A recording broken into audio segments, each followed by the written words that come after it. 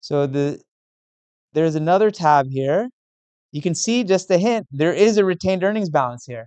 Okay, so this is the case where you're going to have a beginning balance for retained earnings, and you're going to now update it with whatever happened in this period. Okay, so same thing. Okay, it's just a different company, different set of accounts, um, and so you can have 4 closing entries: closing revenues, number 1; closing all the expenses. You can see there's a bunch of different expense accounts here. You have to close each of them individually. Close dividends, and then close income summary, and then close dividends. Okay, so there's four different journal entries. Okay, so go ahead, try to see if you remember how to do this, and we'll do it again together in a little bit.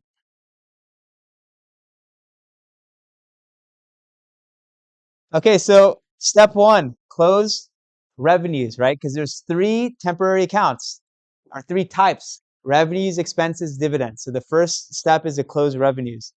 So I see that my revenues are, as we expected, a credit balance, 94,000. So I need to debit service revenue, 94,000, to close it. And we're going to credit income summary. So service revenue, debit, income summary.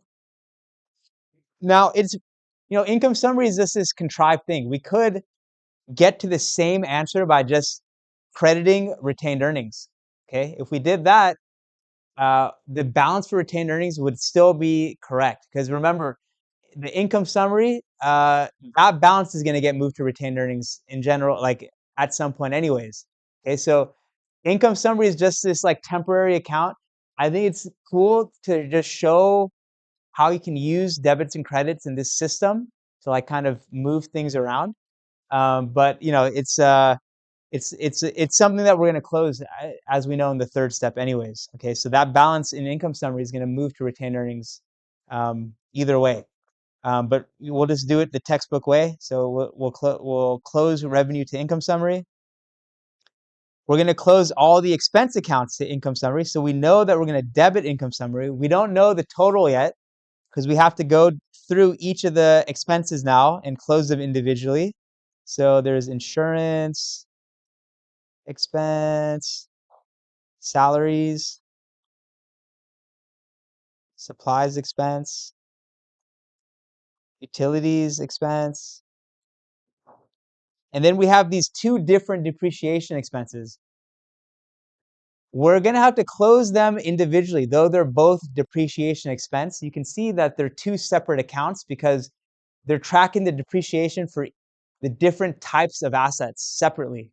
Okay, so in our accounting system, we don't just have one account for depreciation expense. We're differentiating it by the type of asset we're depreciating. So following the system, each of those individual account balances needs to go to 0. So we're going to put them as 2 different kind of entries into this accounting system.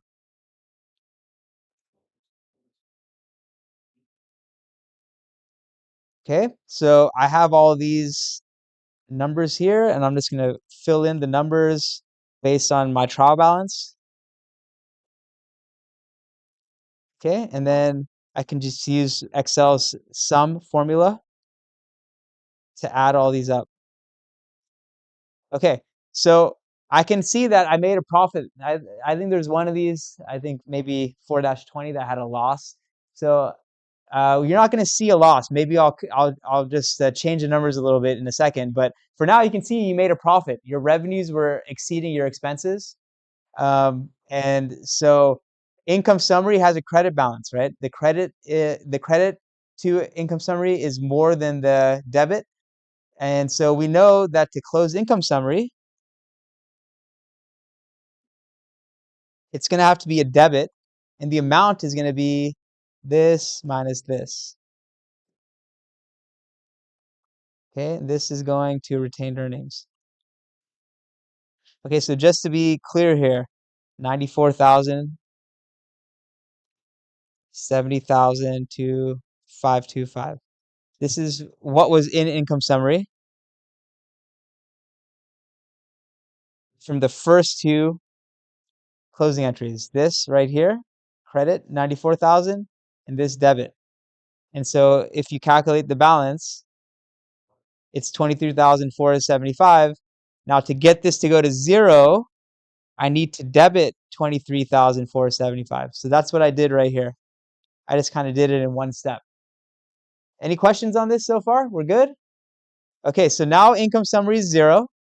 We've moved basically the net effect of revenues minus expenses into retained earnings. Okay, this 23,475 we would have seen on our financial statements. It would have been on the income statement, right? This is our net income, revenues minus expenses. Okay, but now it's a number that's actually reflected in our accounting system, because remember, the financial statements are just reports. We're just calculating different things. We're tabulating our results. Now the accounting system has been updated. Okay, we've zeroed out the revenues, we've zeroed out the expenses, we've moved that balance, that the credits minus the debits, into retained earnings. Okay, and so the final step is to close dividends. So you can see the dividends, we paid $28,000 in dividends. So that's also interesting. Okay, we earned in profit 23,475, but we paid out 28,000. So we paid out in dividends more than our earnings from this year, which is totally possible, right? We have other retained earnings from previous years, and we just paid out a little more than we earned this year. But companies can do that if they choose to. Okay, so you're not like limited by how much you earned in net income in a period of how much, that doesn't limit how much dividends you can pay. You can actually have zero retained earnings and pay out a dividend. You can borrow money from a bank and just like pay that out to your shareholders. Okay, that's very frowned upon. The bank won't allow you to do that usually, but it's like possible.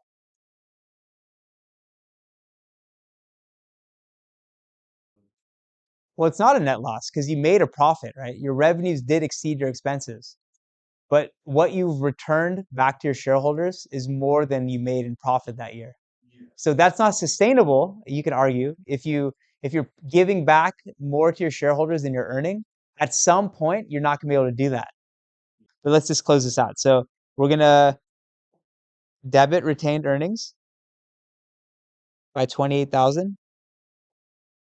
We're going to credit dividends. Okay, so now all my temporary accounts are zeroed. Revenues, expenses, dividends are all zero, and retained earnings now has everything inside of it. Okay, so let's see what the balance of retained earnings is. Okay, so I look on my trial balance. I see that I have a starting balance, a credit balance of 30,325. Okay, so what happened here? Okay, so in this journal entry, I'm getting a credit 23,475. And then this one, I'm getting a debit 28,000. So now what is my balance? What is the ending balance here? I will add up my credits, subtract my debits, and this is my ending balance. Okay, so you can see here, I had this like piggy bank of 30,325 from the existing periods. So even though I didn't earn enough in this period to pay those dividends, I had that piggy bank to rely on. So you can see that I still have a positive retained earnings balance.